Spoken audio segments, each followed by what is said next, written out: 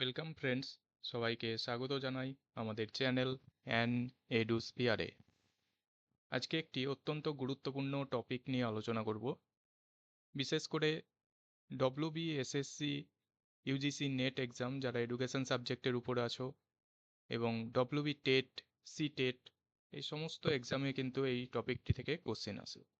টপিকটি হচ্ছে পিঁয়াজের cognitive development theory. একটি অত্যন্ত গুরুত্বপূর্ণ তত্ত্ব, যারা বর্তমানে ডিএলএড বা বিএড করছো তাদের ক্ষেত্রেও যেমন গুরুত্বপূর্ণ, যারা এডুকেশনে মাস্টার্স করছো তাদের ক্ষেত্রেও টপিকটি অত্যন্ত গুরুত্বপূর্ণ। তাই ইন ডিটেলস আমরা আলোচনা করব আজকে এই ভিডিওতে। যারা চ্যানেলে নতুন আছো অবশ্যই এই চ্যানেলটিকে সাবস্ক্রাইব করে নিও, যাতে গুরুত্বপূর্ণ এরকম ভিডিও তোমাদের কাছে সহজে পৌঁছে যায়, এবং বন্ধুদের মধ্যে অবশ্যই শেয়ার করতে ভুলো না। তো চলো সরাসরি তত্ত্বে ঢুকে যাওয়া যাক। প্রথমে আমরা এই কগনিটিভ ডেভেলপমেন্ট থিওরি, এটি কে দিয়েছেন বা যিনি দিয়েছেন তার সম্পর্কে আমরা কিছু বেসিক তথ্য জেনে নেব। এই তত্ত্বটি যিনি দিয়েছেন তিনি হচ্ছেন জিন পিয়াজে। তিনি একজন সুইজারল্যান্ডের বাসিন্দা এবং 1896 সালে তিনি জন্মগ্রহণ করেন সুইজারল্যান্ডে। তিনি নিজেকে জেনেটিক এপিস্টেমোলজিস্ট হিসাবে ব্যাখ্যা করতেন। তার লেখা একটি বই হচ্ছে জেনেটিক এপিস্টেমোলজি। তিনি নিজেকে জেনেটিক এপিস্টেমোলজিস্ট এই কারণেই বলছেন যে তার এই তত্ত্বে আমরা দেখতে পাবো যে একটা দর্শন চিন্তা যেমন রয়েছে, তেমনি বৈজ্ঞানিক ভিত্তির উপরও কিন্তু প্রতিষ্ঠা পেয়েছে এই তত্ত্বটি। তো ইমানুয়েল কান্টের যে দর্শন চিন্তা এবং হারবার্ট স্পেন্সারের যে জৈবিক ভিত্তি, এই দুটি বিশেষ তত্ত্বের উপর নির্ভর করেই কিন্তু পিঁয়াজে তার এই তত্ত্বটির ডেভেলপমেন্ট করেছেন। মূলত তার এই মতবাদে মানুষের জীবনের যে বৌদ্ধিক সংগঠন রয়েছে সেই সংগঠনটির বিকাশ কিভাবে হয় সেটা তিনি ব্যাখ্যা করেছেন। এখানে আমরা দেখতে পাবো মানুষের যে বয়স স্তর রয়েছে, বিকাশকাল, সেই বিকাশকাল অনুযায়ী বিভিন্ন যে স্তরে ভাগ করা হয়, সেই স্তর অনুযায়ী কিন্তু কোন স্টেপে কী ধরনের কগনিটিভ ডেভেলপমেন্ট হয় সেগুলোই তিনি ফোকাস করেছেন। এক্ষেত্রে পিঁয়াজের মত অনুসারে একটা বিষয় বলার, যে মানুষের এই যে জ্ঞান বা নলেজ, এটা কিভাবে আসে। যেহেতু আমাদের পুরো তত্ত্বটা জুড়েই রয়েছে এই কগনিটিভ ডেভেলপমেন্টের বিষয়, তাহলে কগনিটিভ ডেভেলপমেন্টটা কিভাবে হয় বা এই জ্ঞানটা কিভাবে আসে।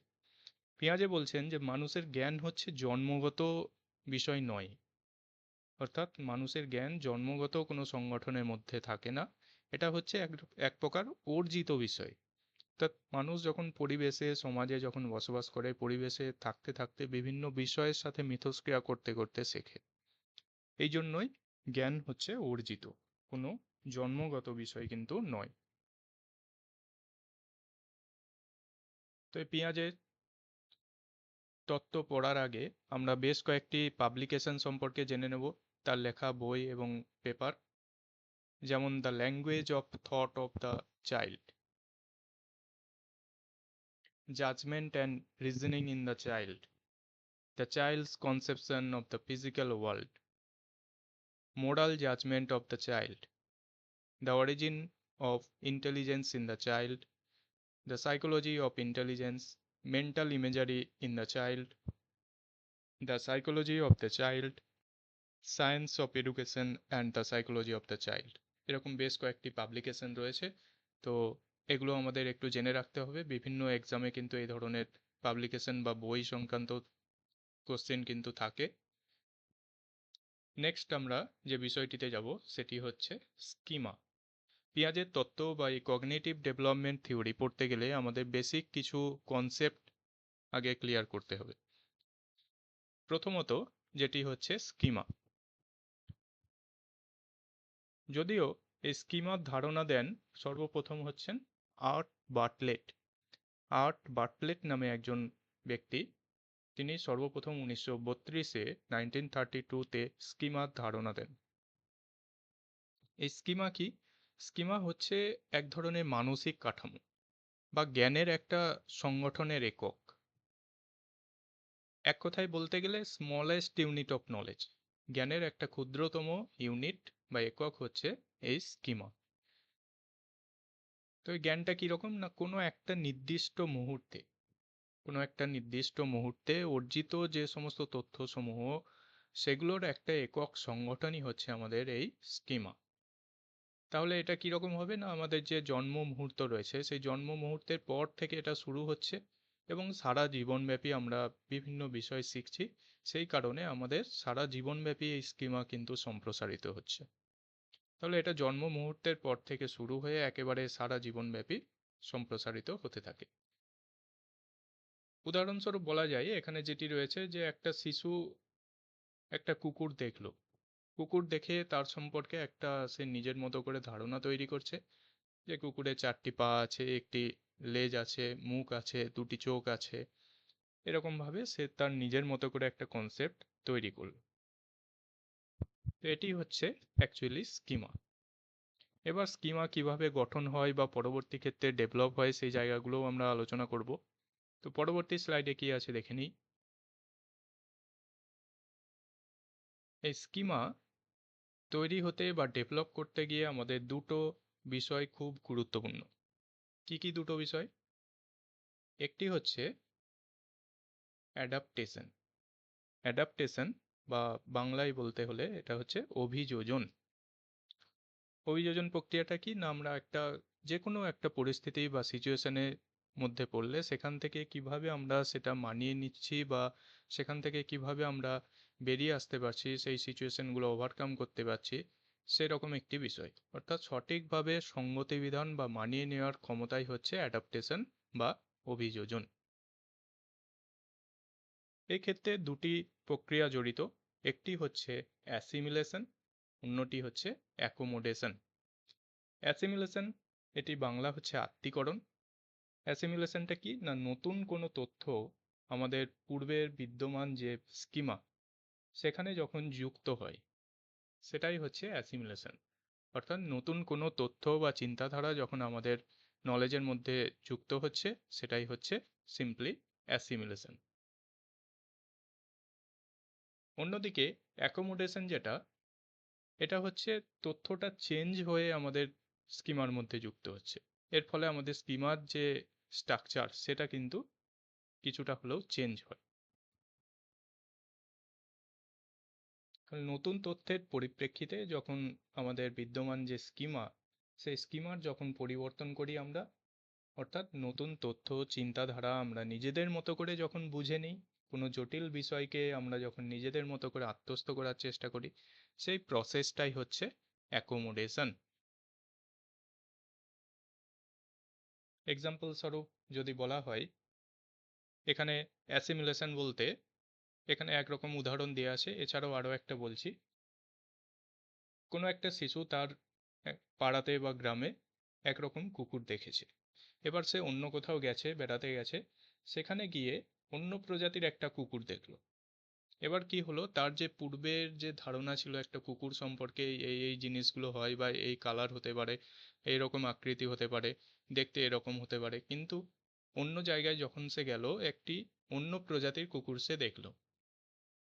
এবার দেখছে সেখানেও কুকুরটি তো বেশ আলাদা রকম কিছুটা হলেও।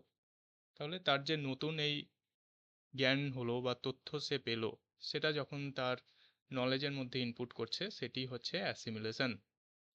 অন্যদিকে অ্যাকোমোডেশন হচ্ছে কীরকম না অ্যাকোমোডেশনে সেই তথ্যগুলো আরও চেঞ্জ করছে, যেমন নিজের মতো করে বুঝে নিচ্ছে সেই তথ্যটা, এই নতুন তথ্য যেটা পেলো সেটা নিজের মতো করে আত্মস্থ করলো এবং স্কিমার মধ্যে অ্যাড করলো। এটা হচ্ছে অ্যাকোমোডেশন। পরবর্তী যে বিষয়টি রয়েছে স্কিমার সাথে, স্কিমা ডেভেলপ করতে গেলে আমরা একটি বিষয় পেলাম অ্যাডাপ্টেশন, এর মধ্যে আমরা পেলাম অ্যাসিমিলেশন এবং অ্যাকোমোডেশন। পরবর্তীতে যে বিষয়টি রয়েছে সেটি হচ্ছে অর্গানাইজেশন। স্কিমা বা জ্ঞানমূলক যে সংগঠন রয়েছে আমাদের সেটাকে সংগঠিত হয়ে আরও যদি জটিল চিন্তাভাবনা করতে হয়, সেক্ষেত্রে আমাদের এই অর্গানাইজেশন প্রক্রিয়াটি সাহায্য করে। বিশেষ করে আমরা যখন কোনো গল্পের বই পড়ি, তাহলে গল্পের বই পড়তে গেলে আমাদের আগে সেই বইটিকে ঠিকমতো ধরতে জানতে হবে, পাতা উল্টাতে পারতে হবে, দেখতে হবে মনোযোগ দিয়ে, তবেই সেই বইটি পড়া সম্ভব। তাহলে এখানে কিন্তু কোনো একটি কাজ নয়, অনেকগুলি কাজ যুক্ত হচ্ছে এবং জটিল চিন্তাভাবনা করতে কিন্তু সক্ষম হয় একটি শিশু। লজিক্যাল থিঙ্কিং করতেও সক্ষম হয়।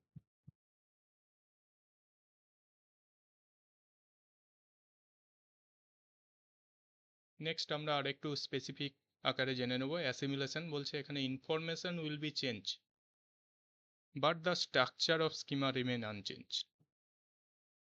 অর্থাৎ অ্যাসিমিলেশন বা আত্তীকরণের ক্ষেত্রে ইনফরমেশন যেটা থাকে সেটা চেঞ্জ হয়, কিন্তু স্কিমার যে স্ট্রাকচার সেটা সবসময় অপরিবর্তিত থাকে, সেটা যা ছিল আগে সেটাই থাকে। অর্থাৎ নতুন অভিজ্ঞতাকে আমরা যখন পূর্ববর্তী স্কিমার মধ্যে অন্তর্ভুক্ত করছি সেটাই হচ্ছে সিম্পলি অ্যাসিমিলেশন। এখানে যে উদাহরণটা দেয়া আছে যে শিশু একটা গরুকে দেখছে, তার আগে সে এক কুকুর দেখেছে, কুকুর কীরকম হয় সেটাও সে শিখেছে বা জানে। তাহলে কুকুরের যখন 4টি পা রয়েছে বা লেজ রয়েছে এরকম দেখেছে, সে গরুকে দেখেও কিন্তু কুকুরের মতো ভাবছে, কিন্তু দুটো বিষয় আলাদা। এবার দেখছে গরুর আকার কিন্তু অনেকটাই বড় বা রং আলাদা, এরকম দেখে সে আলাদাভাবে সেটা স্পেসিফিক করছে। পরবর্তীতে অ্যাকোমোডেশন যে বিষয়টা সেটা কি, the structure of schema will change. অ্যাকোমোডেশনে স্কিমার যে স্ট্রাকচার সেটা চেঞ্জ হয়ে যাচ্ছে, বাট ইনফরমেশন রিমেন আনচেঞ্জড, কিন্তু যে তথ্য সেটা কিন্তু অপরিবর্তিতই থাকে। অর্থাৎ নতুন তথ্যের ভিত্তিতে যখন আমাদের পুরনো স্কিমার পরিবর্তন করা হচ্ছে, পুরনো যে জ্ঞানটা ছিল সেটাকে আরও আপডেট করা হচ্ছে, পরিবর্তন করা হচ্ছে, সেটাই হচ্ছে অ্যাকোমোডেশন। যে গরু আর কুকুর দুটো বিষয় দেখলো এবং সেখানে সে দেখতে পেলো যে গরুর আকার আলাদা বা রং আলাদা, এরকম আরও কিছু বৈশিষ্ট্য রয়েছে যেগুলো আলাদা। ফলে তখন সে বুঝতে পারছে যে গরু এবং কুকুর এই দুটো কিন্তু আলাদা আলাদা প্রাণী বা ভিন্ন প্রাণী। এটা বুঝতে পারছে, নিজে থেকে সে এই বিষয়টা আত্মস্থ করে নিতে পারছে। এটাই হচ্ছে সহযোজন বা অ্যাকোমোডেশন। নেক্সট হচ্ছে এই দুটো বিষয়ের মধ্যে যখন আমরা কোনো কাজ করি, এই দুটো বিষয়ের মধ্যে এই অ্যাসিমিলেশন আর অ্যাকোমোডেশনের মধ্যে আমরা ইকুইলিব্রিয়েশন করে চলি, অর্থাৎ একটা সাম্যাবস্থা বজায় রেখে চলি। এটাই অ্যাকচুয়ালি দরকার, এবং যত ভালো কোনো একটা শিশু বা ব্যক্তি এই ইকুইলিব্রেশনের প্রক্রিয়াটা করতে পারবে তত তার কগনিটিভ ডেভেলপমেন্ট ভালো হবে। তো সব কিছুর মধ্যে শিশু আত্মনিয়ন্ত্রণের দ্বারা কিন্তু ভারসাম্য বজায় রাখে। কোনো একটা শিশু যখন কোনো একটা ক্লাসে নতুন কিছু শিখছে, সেটা কি হচ্ছে, সেটা হচ্ছে নতুন কিছু শিখছে, সেখানে হচ্ছে অ্যাসিমিলেশন হচ্ছে। নেক্সট সেগুলো, যেই বিষয়গুলো শিখলো সেগুলো পরে আরও আলোচনা করলো বা আরও ডিটেলস অধ্যয়ন করলো, পড়লো, আরও কিছু জানলো। এই জিনিসটা কি, এই জিনিসটা হলো অ্যাকোমোডেশন। নতুন আরও কিছু জানছে, তার স্কিমা যে স্ট্রাকচার সেটা চেঞ্জ হচ্ছে, আপডেট হচ্ছে, এটি হচ্ছে অ্যাকোমোডেশন। পরে অন্যান্য বিষয়ের সাথে নতুন ওই যে জ্ঞান তার অর্জন হয়েছে বা নতুন যে তথ্যগুলো সে পেয়েছে সেটার একটা সমন্বয় ঘটালো। সেই সমন্বয় ঘটার ফলে যেটা হলো সেটা হচ্ছে অর্গানাইজেশন। এইভাবেই কিন্তু এই ইকুইলিব্রেশনের প্রক্রিয়াটা চলতে থাকে। আর ইকুইলিব্রেশন যত ভালো হবে, নলেজ ডেভেলপমেন্ট তত ভালো হয়। এই হলো 3টি জায়গা বেসিক স্কিমা ডেভেলপমেন্টের ক্ষেত্রে। তো এটিকে যদি আরও একটু উদাহরণের সাহায্যে বুঝতে হয়, এখানে যেটি রয়েছে যে শিশুটা একটা বল দেখছে, বলটা দেখে সে স্পেসিফিক করতে পারছে যে বলটা গোল হয় বা এটাকে গড়িয়ে দেওয়া যায়, রোলিং করা যায়, ছোঁড়া যায়, এরকম একটা বৈশিষ্ট্য, বেশ কিছু বৈশিষ্ট্য সে পাচ্ছে। এটা হচ্ছে সে বল হিসাবে জানছে। পরবর্তীতে সে একটা ডিম দেখলো, ডিমটা কিন্তু সে ফার্স্ট টাইম দেখছে বা প্রথমবারের মতো। এবার তার মাথায় যে কনসেপ্টটা আসছে, যে বলের কনসেপ্টটা আসছে, যে বলও দেখতে গোল, কিন্তু এই জিনিসটা তার হাতে যেটা রয়েছে এটাও কিন্তু গোল, প্রায় গোল। তাহলে এটাকে সে কিন্তু বলের মতো করে ভাবছে, কিন্তু আদতে এই জিনিসটা কিন্তু এক নয়। দুটো বিষয় কিন্তু, বল আর ডিম, এই দুটো বিষয় কিন্তু আলাদা। এবার সে যখন এই জিনিসটা নিয়ে ভাবছে, সেটাই হচ্ছে কিন্তু অ্যাকচুয়ালি অ্যাকোমোডেশন। এই যে child modifies the ball schema or creates a new egg schema. ফলে বলটা একটা আলাদা জিনিস ছিল, তারপরে সে দেখলো না এটা তো বল নয়, এটা নিয়ে যখন সে আরও ভাবলো, দেখলো, আরও কিছু বৈশিষ্ট্য পেলো, তখন একটা নতুন ধারণা তৈরি হলো যে এটা হচ্ছে ডিম। এই ডিমের একটা স্কিমা বা নলেজ তার মধ্যে তৈরি হলো। তাহলে এই ফার্স্ট স্টেপটা হচ্ছে, এখানে হচ্ছে এটা হচ্ছে অ্যাসিমিলেশন। নেক্সট হচ্ছে যখন সে জানতে পারলো যে এটা বল নয় ডিম, এটা হচ্ছে অ্যাকোমোডেশন। এবং সে দুটোর মধ্যে কি করতে পারলো এই প্রসেসে, না দুটোকে আলাদা করতে পারলো, তফাৎ করতে পারলো, যে দুটোর মধ্যে আলাদা আলাদা বিষয় রয়েছে, একটা কমপ্লেক্স আন্ডারস্ট্যান্ডিং তার মধ্যে গড়ে উঠলো। এটাই হচ্ছে অর্গানাইজেশন। এর ফলে যেটা হলো, কি হলো না, সে দুটোকে যেহেতু তফাৎ করতে পারলো, দুটো বিষয়ে তার আলাদা জ্ঞান লাভ হলো, নলেজ গ্যাদার হলো। যে বলটা হচ্ছে আলাদা, বলের এরকম বৈশিষ্ট্য হতে পারে, আর ডিম হচ্ছে আলাদা, ডিমের অন্যান্য বৈশিষ্ট্য হতে পারে। এটাই হচ্ছে নলেজ বা স্কিমা। তাহলে একেবারে প্রথম থেকে যদি দেখি, এই যে পর্যায়ে ছিল ইনিশিয়াল স্কিমা, এখান থেকে পরবর্তীতে নিউ এক্সপিরিয়েন্স হলো, নিউ এক্সপিরিয়েন্সের ফলে সেটাকে সে অ্যাকোমোডেট করতে পারলো, অ্যাকোমোডেশনের পর রিঅর্গানাইজেশন বা অর্গানাইজেশন হলো, অর্গানাইজেশনের ফলে যেটা হলো, তার স্কিমাটা সমৃদ্ধ হলো, আপডেট হলো, সে নতুন একটা বিষয়ের কনসেপ্ট পেল। এইভাবেই কিন্তু স্কিমা ডেভেলপ হয়, অর্থাৎ আমাদের যে নলেজ ডেভেলপমেন্টের প্রসেসটা সেটা কিন্তু কমপ্লিট হয় বা চলতে থাকে এইভাবে। আবার পরবর্তীতে সে নতুন কিছু শিখবে এবং সেটাকে আবার জানবে, এইভাবে চলতেই থাকে প্রসেসগুলো। এরকমভাবেই কিন্তু আমাদের নলেজ আপডেট হয়।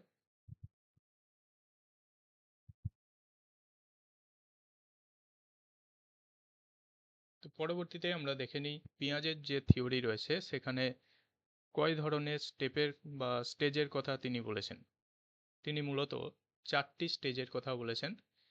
প্রথমত হচ্ছে সেন্সরি মোটর স্টেজ, দ্বিতীয়ত প্রি অপারেশনাল স্টেজ, তৃতীয়ত কংক্রিট অপারেশনাল স্টেজ এবং চতুর্থত ফর্মাল অপারেশনাল স্টেজ। এগুলো মেনলি বয়স স্তর অনুযায়ী করা হয়েছে। যে সেন্সরি মোটর স্টেজ, এটি হচ্ছে 0 থেকে 2 ইয়ার্স, অর্থাৎ জন্মের সময় থেকে একেবারে 2 ইয়ার্স পর্যন্ত। এখানে মেনলি যে কাজগুলো হয়ে থাকে, যে দেহ সঞ্চালন এবং ইন্দ্রিয়ের ব্যবহার করে পরিবেশের সঙ্গে শিশু প্রতিক্রিয়া করে, understanding the world through senses and action.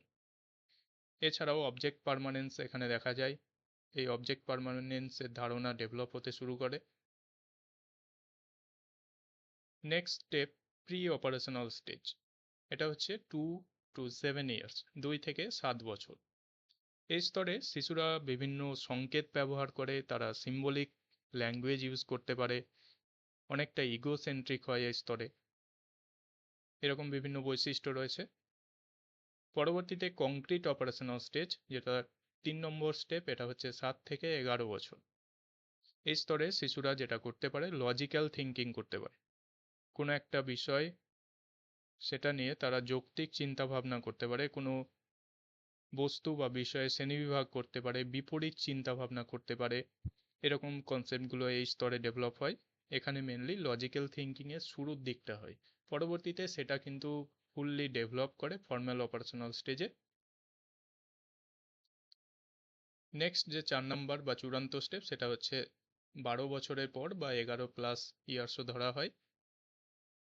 এই স্তরে শিশুরা বিমূর্ত চিন্তা করতে পারে যেমন, তার পাশাপাশি তাদের যে যুক্তি চিন্তা সেটাও ডেভেলপ হয়, বিভিন্ন ঘটনার মধ্যে সম্পর্ক অনুসন্ধান করতে পারে, বিভিন্ন সম্ভাবনা বা হাইপোথিসিস বা অ্যাজাম্পশন তৈরি করতে পারে এবং সেখান থেকে প্রকৃত সত্য সেটাকে পৃথক করতে পারে।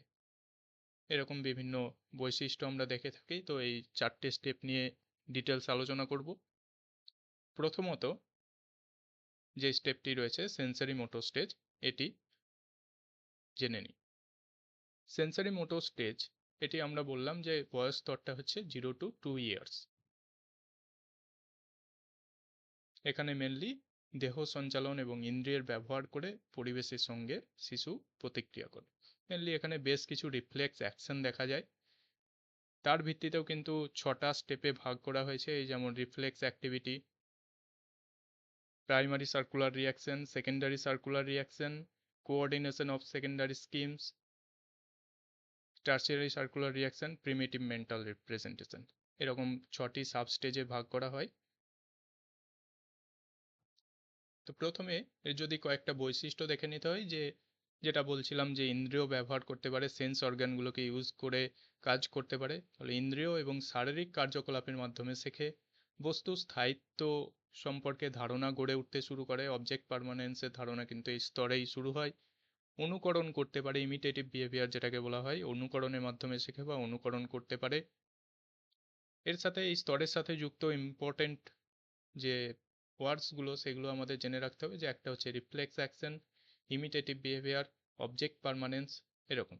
অবজেক্ট পার্মানেন্স বলতে এখানে যেটা বোঝাচ্ছে যে বস্তু স্থায়িত্ব সম্পর্কে কোনো শিশুর মধ্যে কিন্তু এ ধরনের ধারণাবোধ থাকে না।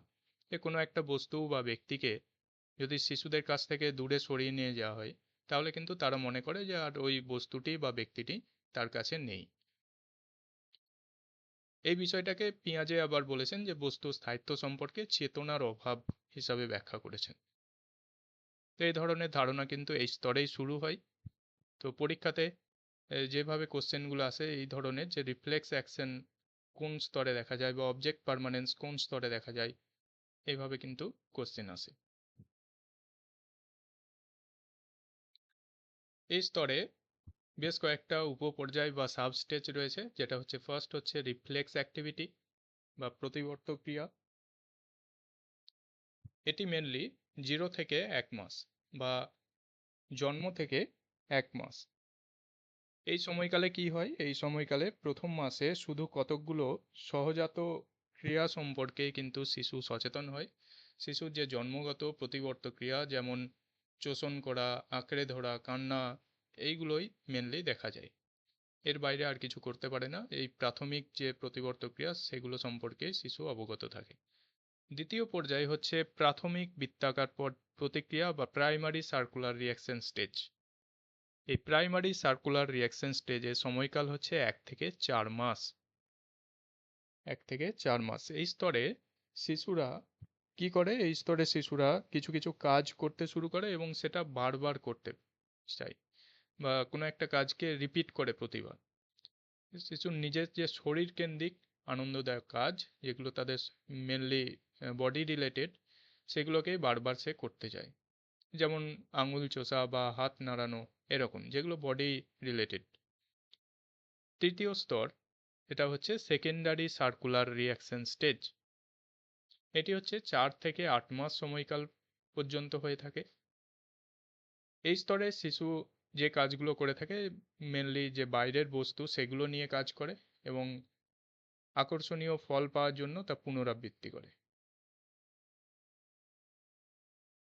যেমন আমরা দেখে থাকি, শিশুদের হাতে যদি খেলনা দেওয়া হয় সেটা বারবার সে ছুঁড়ে ফেলতে চায়, এই বিষয়টা। এটা হচ্ছে 4 থেকে 8 মাস secondary circular reaction stage. Next, coordination of secondary schemes বা গৌণ স্কিমার যে সমন্বয়,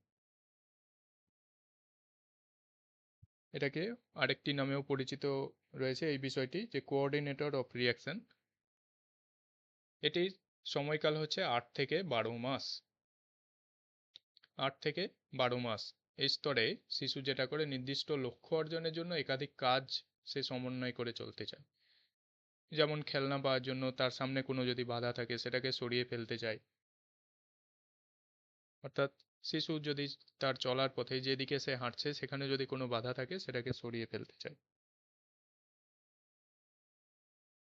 পরবর্তী পর্যায়, তৃতীয় পর্যায়ের বৃত্তাকার প্রতিক্রিয়া, টার্সিয়ারি সার্কুলার রিঅ্যাকশন স্টেজ। তৃতীয় পর্যায়ের বৃত্তাকার প্রতিক্রিয়া স্তর, এটি 12 থেকে 18 মাস পর্যন্ত হয়। স্থায়িত্বকাল 12 থেকে 18 মাস। এবং এই স্তরে শিশুরা নতুন নতুন উপায়ে কিন্তু পরীক্ষা নিরীক্ষা করতে চায় এবং বিভিন্ন ফলাফল পর্যবেক্ষণ করে। এখানে শুধু যে কোনো একটা কাজ সে বারবার করছে শুধু আনন্দ পাওয়ার জন্য তা নয়, সেটা বারবার করে সে দেখতে চায় অ্যাকচুয়ালি ঘটনাটা কি ঘটছে, এরকম। তাহলে কোনো একটা জিনিস যদি তাকে দেওয়া হয় সে কিন্তু বারবার ছুঁড়ে ফেলে দেখতে চায় কেমন হচ্ছে। এই বিষয়টা মেনলি হয়ে থাকে টার্সিয়ারি সার্কুলার রিঅ্যাকশন স্টেজে। এটি হচ্ছে 12 থেকে 18 মাস। পরবর্তী স্তর হচ্ছে মানসিক উপস্থাপন স্তর বা প্রিমিটিভ মেন্টাল রিপ্রেজেন্টেশন স্টেজ, যে আদিম মানসিক প্রতিরূপের স্তর। এটিকে আদিম মানসিক প্রতিরূপের স্তরও বলা হয়, প্রিমিটিভ মেন্টাল রিপ্রেজেন্টেশন স্টেজ। এটির সময়কাল হচ্ছে 18 থেকে 24 মাস, 18 to 24 মান্থস। এই স্তরে শিশুরা যেগুলি করে থাকে, শিশু তার সামনে অনুপস্থিত কোনো বস্তু বা ঘটনার একটা মানসিক চিত্র গঠন করতে পারে।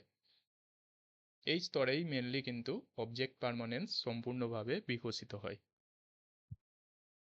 কিছু কিছু মানসিক প্রতিরূপ তৈরি হওয়ার জন্য তারা কিছুটা তাহলে পূর্ব অনুমান করতে পারছে বা নিজেদের মনের মধ্যে একটা সাংকেতিক চিন্তা ভাবনা করতে পারছে, মানসিক একটা চিত্রপট গঠন করতে পারছে। এটা হচ্ছে আমাদের একেবারে যে শেষ স্টেজ সেন্সরি মোটর স্টেজের, যে মেন্টাল রিপ্রেজেন্টেশন স্টেজ। এটা হচ্ছে 18 থেকে 24 মাস।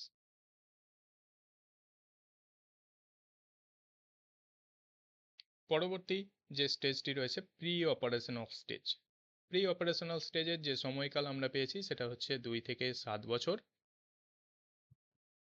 এই 2 থেকে 7 বছর সময়কালের মধ্যে শিশুরা যেগুলো করে থাকে, বিভিন্ন সিম্বলিক যে ল্যাঙ্গুয়েজ সেগুলো ইউজ করে থাকে, ইগোসেন্ট্রিজম তার মধ্যে দেখা যায়, বিভিন্ন ম্যাজিক্যাল থিঙ্কিং করতে পারে, তার ইমাজিনেটিভ পাওয়ার সেগুলো বাড়তে থাকে বা এই স্তরে ডেভেলপ হয়। এরকম বিভিন্ন তথ্য রয়েছে, সেগুলো আমরা ডিটেলস আলোচনা করব। সময়কাল তাহলে আমরা পেয়ে গেলাম 2 থেকে 7 বছর। তাহলে এই স্তরে বেশ কিছু বৈশিষ্ট্য দেখা যায়। খুব গুরুত্বপূর্ণ একটি স্তর হচ্ছে এই প্রি অপারেশনাল স্টেজ। তো প্রথমত যেই বৈশিষ্ট্যগুলো দেখা যায় সেগুলোর মধ্যে একটি হচ্ছে রিয়েলিজম বা বাস্তববাদ। এই সময় শিশুদের কি হয়, শিশুদের মনে তাদের যে বহির্জগৎ এবং অন্তর্জগৎ সম্পর্কে একটা নর্মাল ধারণা জন্মায়, এটাই হচ্ছে বাস্তববাদ। নিজের যে কল্পনা বা চিন্তার জগৎ, সেটার বাইরেও যে একটা বাস্তব জগৎ আছে, এই বোধ কিন্তু তাদের মধ্যে এই সময় থেকে গড়ে উঠতে শুরু করে।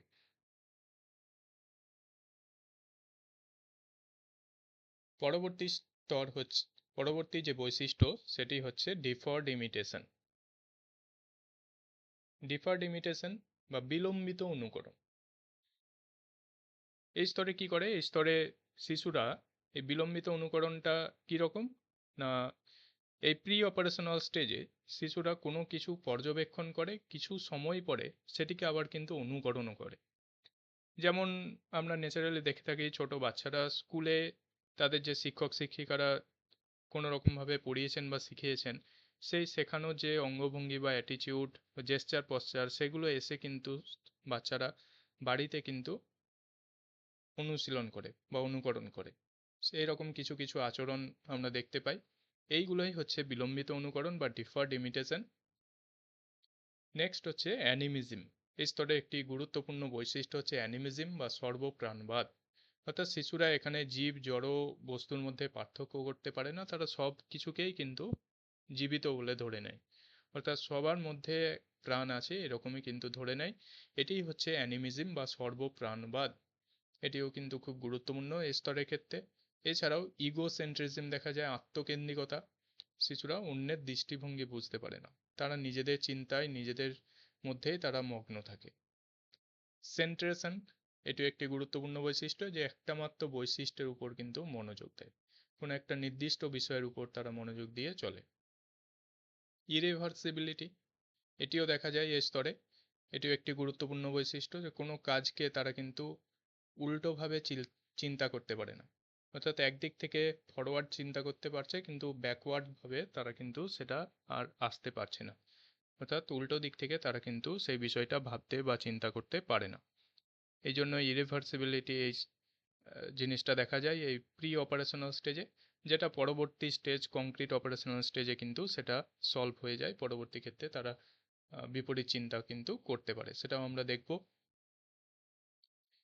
এই বৈশিষ্ট্যগুলির পাশাপাশি আরও বেশ কিছু বৈশিষ্ট্য রয়েছে, যেমন ল্যাক অফ কনজারভেশন, সংরক্ষণ ধারণার অভাব। ল্যাক অফ কনজারভেশন বলতে এখানে শিশুরা যেটা করতে পারে মেনলি, যে কোনো কিছুর আকৃতি যদি বদলে দেওয়া হয় তারপরেও কিন্তু পরিমাণ একই থাকে, সেটা তারা এই স্তরে বুঝতে পারে না। অর্থাৎ এই যে সংরক্ষণের ধারণার, এটা কিন্তু অভাব থাকে, ল্যাক থাকে। এই ধারণা প্রি অপারেশনাল স্তরে শিশুদের মধ্যে সাধারণত গড়ে ওঠে না। যে কোনো একটা পাত্রের যদি আকৃতি বদলে দেওয়া হয়, সেটা পরবর্তীতে কিন্তু একই থাকে, এমনটা তারা, যে কোনো একটা গোল পাত্র আর লম্বা পাত্রের মধ্যে যদি জল রাখা হয়, সেই গোল পাত্রটিতে যতটা জল আছে ঠিক সমপরিমাণ জলই কিন্তু লম্বা পাত্রের মধ্যে রাখলেও তারা কিন্তু সেই জিনিসটা ধরতে পারে না বা বুঝতে পারে না যে দুটোর মধ্যে সমান পরিমাণ জল রয়েছে। এই বোধবুদ্ধিটা তাদের মধ্যে আসে না বা এই ধারণার অভাব থাকে। এটি হচ্ছে ল্যাক অফ কনজারভেশন, সংরক্ষণ ধারণার অভাব। নেক্সট যে বৈশিষ্ট্য রয়েছে সেটি হচ্ছে আর্টিফিশিয়ালিটি, কৃত্রিমতা। এই সময় তারা মনে করে সব কিছুই হচ্ছে মানুষের সৃষ্টি, এই জন্য এটিকে বলা হয় কৃত্রিমতাবাদ। সব কিছুই মানুষ সৃষ্টি করেছে, এটা হচ্ছে আর্টিফিশিয়ালিটি।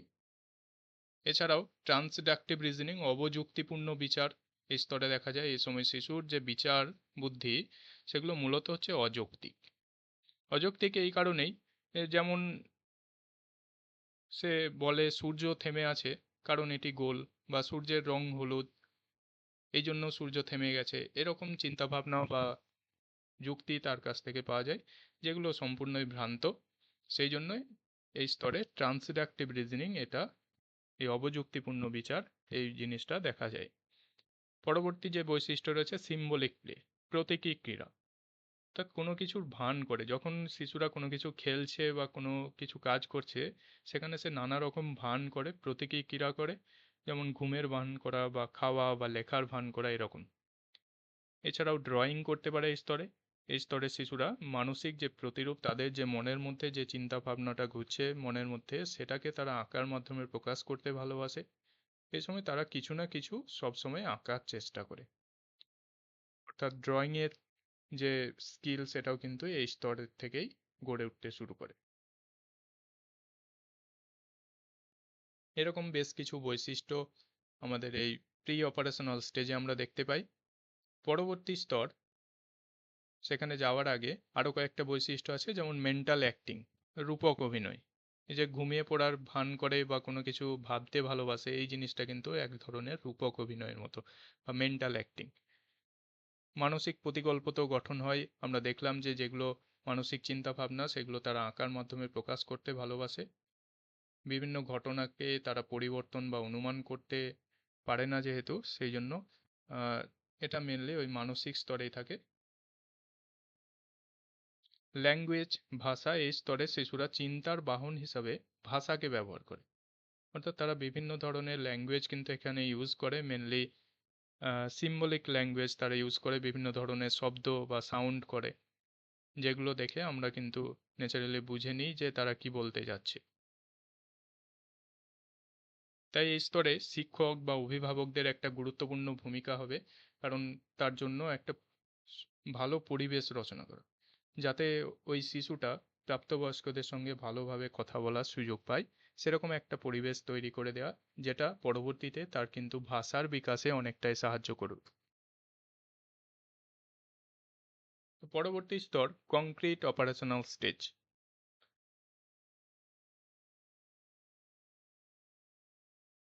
তৃতীয় স্তর হচ্ছে কংক্রিট অপারেশনাল স্টেজ, অর্থাৎ মূর্ত সক্রিয়তা স্তর। এটির সময়কাল বা বয়সকাল কত? এটির সময়কাল হচ্ছে 7 থেকে 11 বছর, অ্যাপ্রক্সিমেটলি 7 থেকে 11 বছর ধরা হয়। কোনো কোনো জায়গাতে 11-র জায়গায় এটা কিন্তু 12ও থাকে, তো এটা অ্যাপ্রক্সিমেটলি 7 থেকে 11 বছর। এখানে শিশু যেটা করতে পারে যে বিভিন্ন লজিক্যাল থিঙ্কিং করতে পারে, যেটা আমরা দেখেছিলাম আগের স্তর থেকেই শুরু হচ্ছে, সেটা কিন্তু এই স্তরে আরও বেশি ডেভেলপ হয় এবং সম্পূর্ণ ডেভেলপ হয়ে যায়। কংক্রিট অবজেক্টস, ইভেন্ট সম্পর্কে সে ধারণা গঠন করতে পারে। কোনো বিষয়ের যে কোয়ান্টিটি, তার যে লেন্থ কতটা, কতটা এরিয়া জুড়ে রয়েছে, ভলিউম কীরকম, ওয়েট কীরকম, এগুলো কিন্তু সে নির্ধারণ করতে পারে বা বলতে পারে। কোনো কিছুকে অর্ডারলি সে কিন্তু সাজাতে পারে। বিভিন্ন সংরক্ষণের ধারণাগুলো এই স্তরে তৈরি হয়, যেটা আমরা আগের স্তরে দেখেছিলাম। সে তার যে সংরক্ষণের ধারণা সেটা কিন্তু অনেকটাই ল্যাক ছিল, এই স্তরে কিন্তু সেই সংরক্ষণের ধারণাগুলো তৈরি হয়ে যায়। এই যে যেটা বলছিলাম যে দুটো পাত্র রয়েছে, এখানে যে জলের পরিমাণ বা লিকুইডের পরিমাণটা রয়েছে সেটা যদি লম্বা একটা গ্লাসে কনভার্ট করে দেওয়া হয়, সেখানেও যে ওই একই পরিমাণ রাখা হলেও সে কিন্তু এই স্তরে বুঝতে পারে যে দুটোই সেম রয়েছে। তাকে যদি বলা হয় যে 1 কেজি তুলো নাকি 1 কেজি লোহা, কোনটা বেশি ভারী, সে কিন্তু অটোমেটিক এখানে বলতে পারবে যে দুটোই সমান। এর পাশাপাশি সে বিভিন্ন বিষয় ক্লাসিফিকেশন করতে পারে, আলাদা আলাদা করে রাখতে পারে, হাইট বা উচ্চতা অনুযায়ী সাজাতে পারে, সিরিয়েশন অর্ডারিং করতে পারে। এরকম বিভিন্ন ধারণা কিন্তু এই স্তরে আমরা দেখে থাকবো। তো মেনলি এখানে মেজর অ্যাচিভমেন্টস হিসাবে কনজারভেশনের ধারণা রয়েছে, ক্লাসিফিকেশন করতে পারে, সিরিয়েশন যে উপযুক্তভাবে সাজাতে পারে, রিভার্সিবিলিটিও করতে পারে যেটা আগের স্তরে ল্যাক ছিল, ডিসেন্ট্রেশন এটিও কিন্তু এই স্তরে হয়ে থাকে। তো ডিটেলস আমরা একটু দেখে নিই এগুলো। যে মূর্ত সক্রিয়তা স্তর, কংক্রিট অপারেশনাল স্টেজ, এটা সময়কাল আমরা দেখলাম 7 থেকে 11 বছর অ্যাপ্রক্সিমেটলি।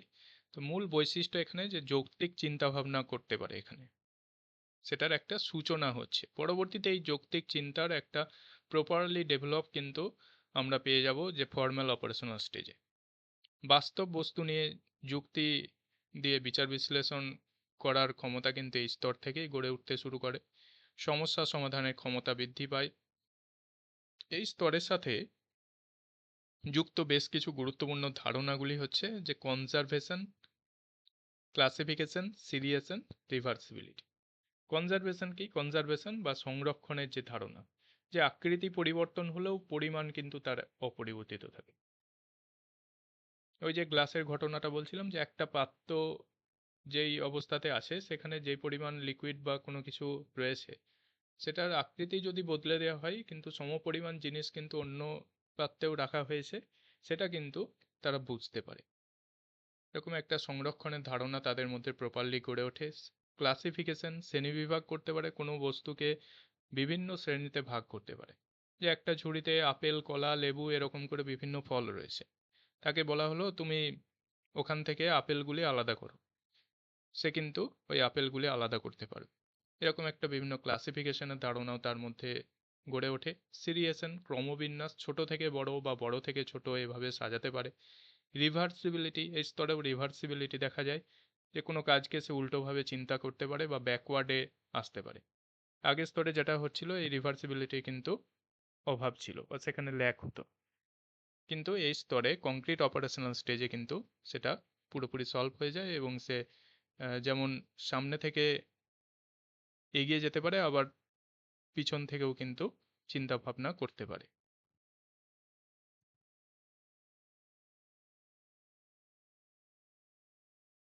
এই স্তরের সাথে বেশ কিছু গুরুত্বপূর্ণ বিষয় হচ্ছে, এক হচ্ছে বদ্ধতা বা ক্লোজার। কয়েকটি নীতি রয়েছে, এগুলো এই স্তরে সংগঠিত হয়। যেমন ক্লোজার বলতে এখানে কোনো একটা, যে কোনো দুটি ধারণার সমন্বয়ে একটা তৃতীয় ধারণার গঠন হয়। অর্থাৎ এই যে যেখানে উদাহরণটা রয়েছে যে 5+3=8, এই 5+3=8, এই যে একটা 5 এবং 3 দিয়ে যে 8 একটা সংখ্যা আসছে, এই ধারণা গঠন হয় এই স্তরে। অর্থাৎ দুটি কোনো ধারণার সমন্বয়ে কিন্তু একটি তৃতীয় ধারণার গঠন হয়, এটা তারা বুঝতে পারে।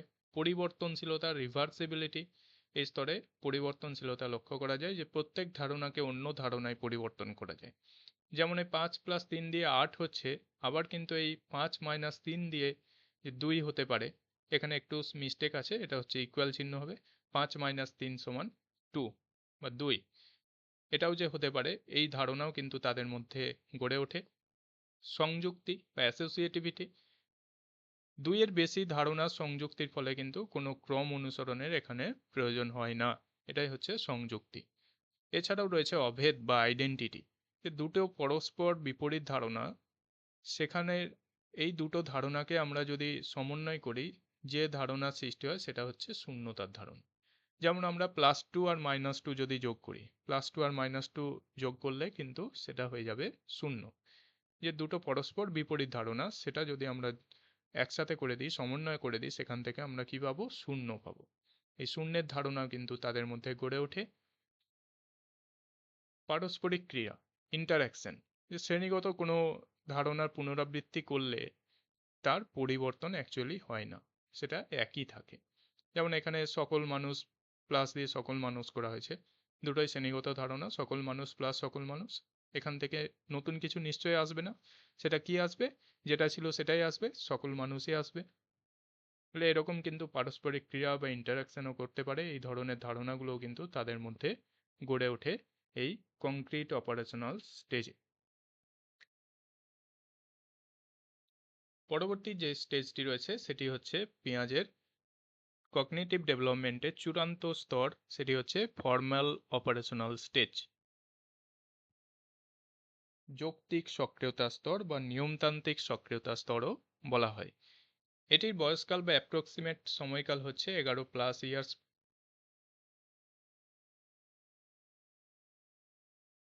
অর্থাৎ 11 বছরের পর থেকেই কিন্তু শুরু হয় এটি।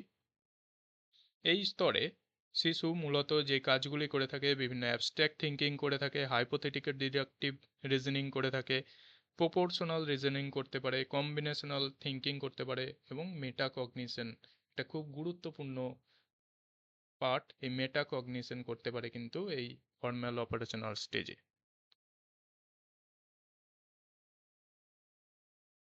তো আরও কি কি বৈশিষ্ট্য রয়েছে সেগুলো আমরা জেনে নিই। যে বিমূর্ত সক্রিয় পর্যায়, এটা সময়কাল আমরা দেখলাম 11+ ইয়ার্স, অর্থাৎ 11 বছরের পর থেকে। পেঁয়াজে তার যে জ্ঞানীয় বিকাশ তত্ত্ব বা বৌদ্ধিক বিকাশ তত্ত্ব, সেখানে চতুর্থ বা শেষ স্তর হচ্ছে ফর্মাল অপারেশনাল স্টেজ। এই স্তরে শিশুদের চিন্তা ভাবনাগুলো মূলত বিমূর্ত, যৌক্তিক হয় এবং বৈজ্ঞানিক হয়ে ওঠে। আগের স্তর পর্যন্ত যেগুলো কিন্তু ছিল না, আগের স্তরে যেটা ছিল কংক্রিট ছিল, মেনলি মূর্ত ছিল, এখানে কিন্তু শিশুরা কি করতে পারছে, বিমূর্ত চিন্তা ভাবনা করতে পারছে, অ্যাবস্ট্রাক্ট থিঙ্কিং করতে পারছে, যৌক্তিক চিন্তা ভাবনা করতে পারছে, লজিক্যালি সবকিছু বিচার বিশ্লেষণ করতে সক্ষম হচ্ছে, বৈজ্ঞানিক চিন্তা ভাবনা তার মধ্যে আছে, একটা সায়েন্টিফিক ব্যাপার স্যাপার কিন্তু এই স্তরে পুরোপুরি ডেভেলপ হচ্ছে। ফলে তারা বাস্তব বস্তু ছাড়াই কিন্তু ধারণা যেমন গঠন করতে পারে, তত্ত্ব সম্ভাবনা নিয়ে কিন্তু চিন্তা ভাবনা করতে পারে এই স্তরে। তাহলে এই স্তরের যে প্রধান বৈশিষ্ট্যগুলি রয়েছে সেগুলো একটু দেখে নেওয়া যাক।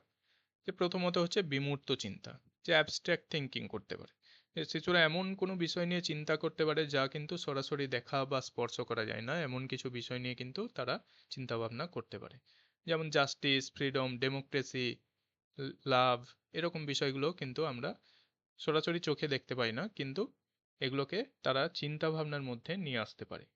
অর্থাৎ তাদের একটা কগনিটিভ ডেভেলপমেন্টের ক্ষেত্রে একটা অ্যাবস্ট্রাক্ট থিঙ্কিং এর পাওয়ার কিন্তু গড়ে উঠছে। পরবর্তী যে বৈশিষ্ট্য রয়েছে হাইপোথেটিকো ডিডাকটিভ রিজনিং, অর্থাৎ কাল্পনিক নির্ণায়ক চিন্তা এখানে কিন্তু করা যায়। তারা কোনো সমস্যা সম্ভাব্য কারণ সম্পর্কে যেমন অনুমান করতে পারে, হাইপোথিসিস গঠন করতে পারে, তেমন আবার যুক্তি দিয়েও কিন্তু পরীক্ষা করতে পারে, সেটার একটা কনক্লুশনে আসতে পারে, সিদ্ধান্তে উপনীত হতে পারে।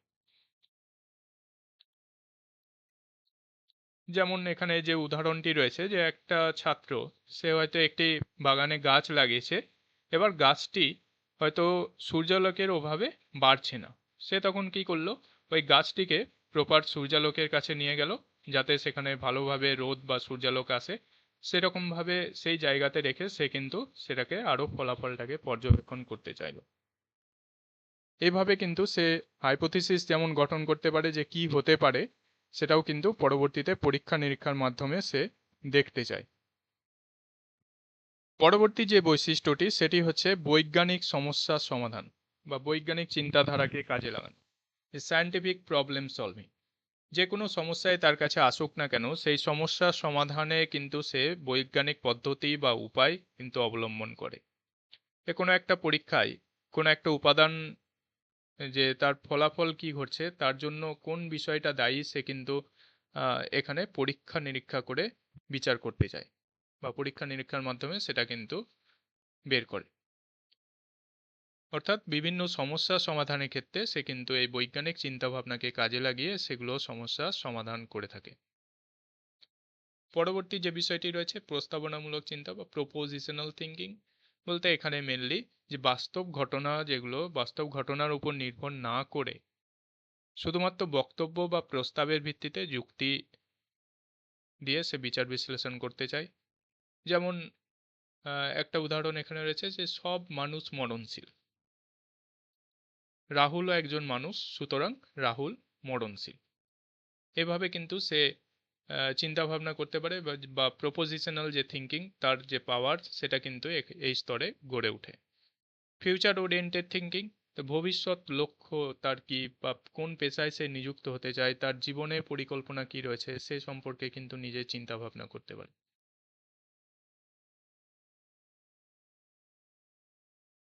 পরবর্তী যে বিষয়টি খুব গুরুত্বপূর্ণ এটি হচ্ছে মেটাকগনিশন, অর্থাৎ নিজের যে চিন্তা ভাবনা সেটা সম্পর্কে আরো ডিপলি যখন চিন্তা ভাবনা করে বা সেই ধরনের চিন্তা ভাবনা করার যে ক্ষমতা সেটাই হচ্ছে মেটাকগনিশন।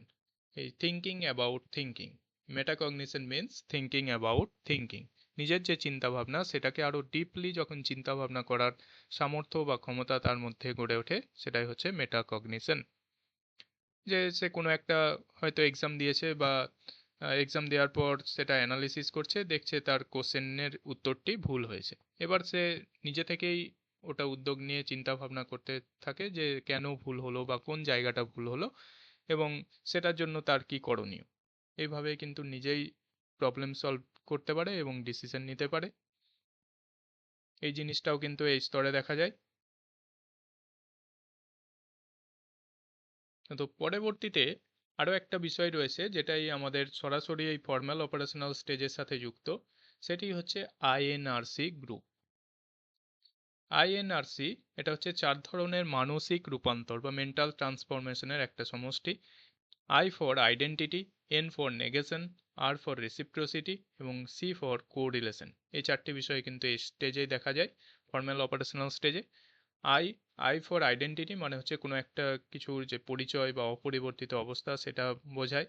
নেগেশন বলতে অস্বীকৃতি বা বিপরীত ক্রিয়ামূলক বিষয়গুলোকে বোঝায়। আর হচ্ছে রেসিপ্রোসিটি, যেটি পারস্পরিক বিপরীত সম্পর্ক বোঝাতে ব্যবহৃত হয়। এবং সি ফর কো রিলেশন, যেটা আমাদের সহ সম্পর্ক বা সমন্বিত পরিবর্তন বোঝায়। আইডেন্টিটি আইডেন্টিটি বা পরিচয় অর্থে এখানে কোনো পরিবর্তন না ঘটিয়ে অ্যাকচুয়ালি যেই বিষয়টা রয়েছে সেই মূল অবস্থাটাকে বজায় রাখা বা সেটাকে জানা, সেটাই হচ্ছে আইডেন্টিটি।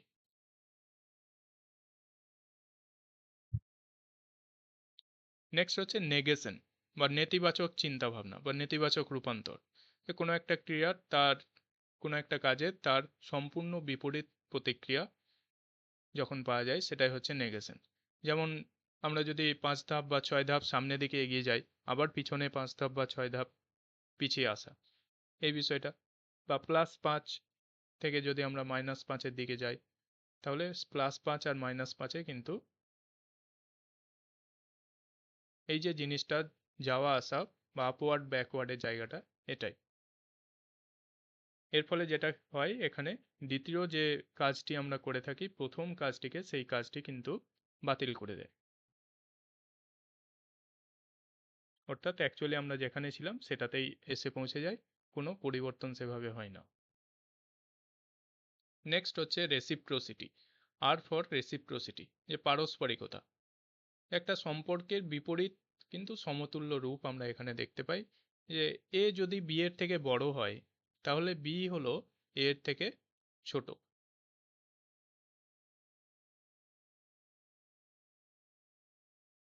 এখানে এর মধ্যে যে বড় এবং ছোট, এটা হচ্ছে পরস্পরের একটা রেসিপ্রোকাল রিলেশন। তো এ বি এর থেকে বড়, এই বড় ওয়ার্ডটা, আবার এখানে বি হলো এ এর থেকে ছোট। তাহলে এই যে কনসেপ্টটা, এই ছোট আর বড় যে কনসেপ্টটা, এই দুটো হচ্ছে রেসিপ্রোকাল রিলেশনের মধ্যে আসছে, কিন্তু পারস্পরিক একটা সম্পর্ক নির্ণয় করছে। দেন সি, সি ফর কোরিলেশন, সহ সম্পর্ক বোঝায়। দুটো চল বা দুটো চলকের মধ্যে, ভ্যারিয়েবলের মধ্যে সম্পর্ক বোঝা যায় এই কোরিলেশনের মাধ্যমে।